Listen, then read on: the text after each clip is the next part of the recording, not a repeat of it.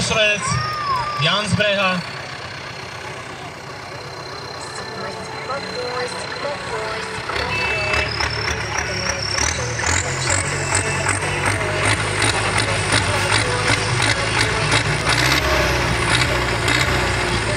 No počúvate, ako vás ten Majorik provokuje. Ešte potrebujeme ďalších ľudí.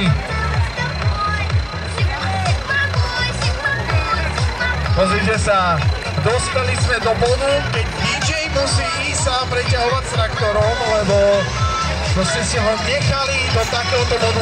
Pozrite sa na to. Takže fakt potrebujeme ďalších a ďalších ľudí gazdovia. Ja ukecám aj nejakých rozhodcov určite. Ako som spomínal, dievčata z Výčapu.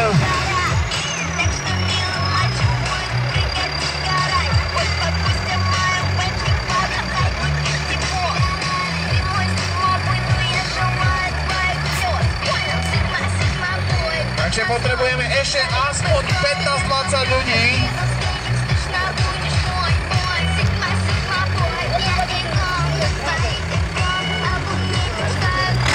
Postupne pribúdajú ďalší a ďalší ľudia, to je super, ale ešte potrebujeme ďalších, aspoň 20 ľudí, takže poďte k nám, nenechajte sa zahambiť.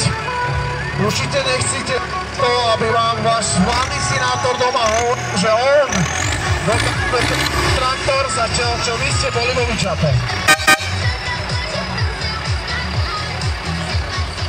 Ďalší nejaký anonymný podnet na Adama Jurča, že je nejaký strachopľúd, niečo v tom zmysle, že keď nedôjde, tak ani nemá ísť domov, ale to už nechám na vás.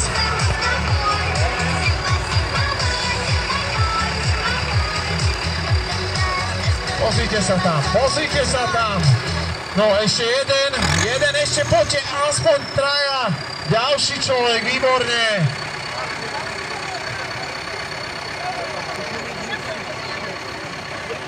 No super, takže k sebe. Potrebujeme našich rozhodcov, ktorí majú vlajočky. No pozrite sa, nakoniec, koľko ľudí.